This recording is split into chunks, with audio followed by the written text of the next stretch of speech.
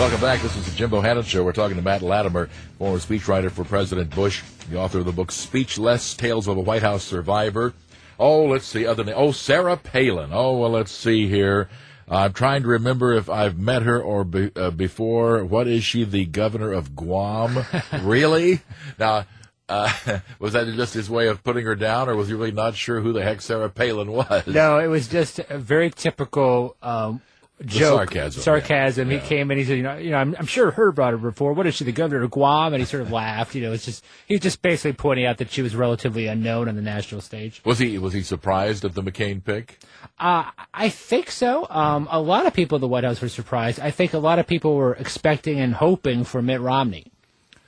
Yeah. Speaking of McCain, talking about Senator John Kyle of Arizona, you were with the Senator Kyle to tour the Arizona-Mexico border, and we received the rare honor of being joined by the senior senator from Arizona, John McCain. Yes. Members of our staff weren't enamored of the idea. It always seemed to us that Senator Kyle would work long and hard on an unglamorous Arizona issue. Then McCain would sign on to Kyle's legislation and get all the attention and most of the credit. That never seemed to bother Kyle. I don't think I ever heard Senator Kyle say a bad word about Senator McCain, which put Kyle in a very small minority in the United States Senate. Well, don't hold back, Matt. Just let it all hang out. Well, it's the Kyle McCain scenario is actually very typical for a lot of states. Doesn't every state need a workhorse and a show horse? Really? Almost every state has some sort of variation of that. And John Kyle, to his credit, I mean, a lot of senators had their problems with Senator McCain, but John Kyle worked very hard in that relationship and never said a bad word about him. Let's face it, John McCain can be prickly, yes, and some would say that's a syllable too many. Right. So that's a very kind way of putting it. And I happen to like John. As a matter of fact, I have a wonderful picture of me with John and Ted Kennedy at the Capitol, which he's a very witty man, a very funny man. But having said that, what was the feeling in the Bush White House when George W. Bush's old nemesis, John McCain, finally got the presidential nomination that he had tried to wrest from George W. Bush in 2000? Well, I found the reaction sort of puzzling because, as you have just mentioned, McCain and Bush were rivals for years, and after McCain lost in 2000, he sort of seemed to enjoy kind of tweaking the administration and signing on with the Democrats for lots of different things, and even flirting with the idea of being John Kerry's running mate in 2004.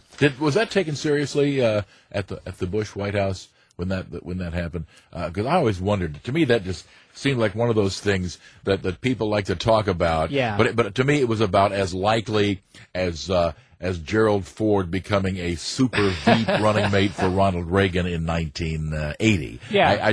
It was cute. It was fun to talk about, and goodness knows it was great to talk about inside the Beltway, but really happening, I couldn't see that. Yeah. But my personal view is Senator McCain didn't exactly hate the idea of being, such demand for being, both parties would love to have him, he didn't mind the attention that he was getting from that.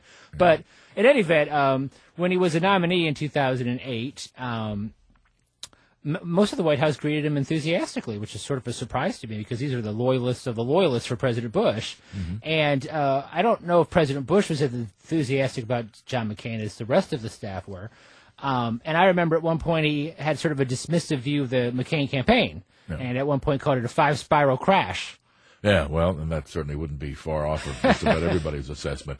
Of course, there are those who say that there would never have been a Bush presidency without Karl Rove. As a matter of fact, to come to think of it, you said that.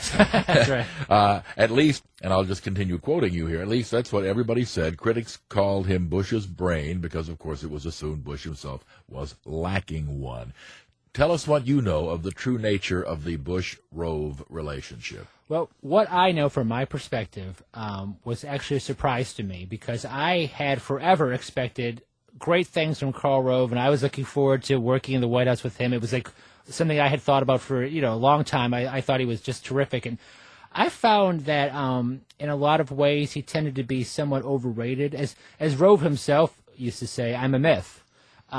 In 2004, after the president's reelection, he was put in charge of policy and politics and personnel. Rove was. And that's quite a portfolio. It's quite a portfolio, and when you get a lot of power, it tends to kind of people tend to enjoy it. And I found in every one of those categories that Rove was something of a disappointment. You're right. It wasn't until the second term that I first came into contact with Karl Rove, the actual human being. Right. Who was? Tell us about him. Well, he was lots of different things. He was funny. He could be charming. He was relentless. He was active. He played practical jokes on people. He brought some life to the White House. He was a vivacious person, I guess is a word. Tell us about Al Hubbard, the president's chairman of the Council of Economic Advisors, and his car keys. Oh yeah, Rove used to. He'd somehow. I think Al Hubbard used to leave his car keys in his car when you park it in the West Wing driveway, and Carl or somebody at Carl's instructions would take the car and move it, and Al would always think his car was stolen. from that lot? I don't think too many tow trucks get in there, do they? Yeah, it was always missing.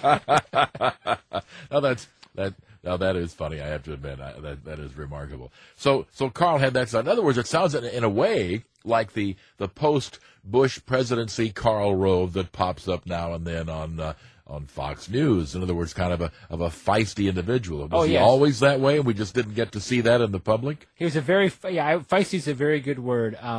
He was, and very energetic and often entertaining. Yes, so it would seem. All right.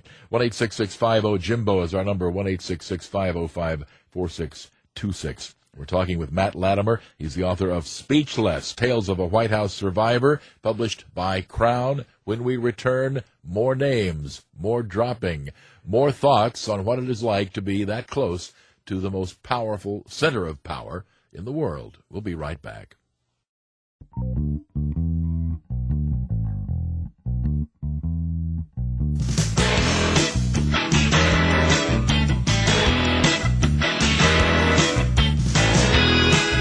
Welcome back. This is the Jim Bohannon Show. We are talking tonight with Matthew Latimer. He has written the book Speechless, Tales of a White House Survivor, published by Crown. You, in fact, were telling me during the break that Karl Rove and George W. Bush had what might be considered book reading contests. Would that be safe to say? That is right. They had there's a card kept outside the Oval Office where Rove and Bush would compare how many books they had read, who was ahead in total number of pages read, the square inches of each book were compared, any kind of measurement that I think Rove could find where he could say he was ahead of the president. Interesting. The Harry Potter creator almost got a presidential medal, but not quite. What was that all about? Well, there was. I was outside the Oval Office, and we were talking about the Medal of Freedom, which, of course, the president awards. It's the highest honor the president can award. And one of the people who had been suggested at some level was J.K. Rowling, and the reason was, she had a compelling story, and she also had her books that encouraged, millions of kids to take up reading and enjoy reading, and literacy was a big issue for the Bush family. And she was rejected, as I recall, by the political office.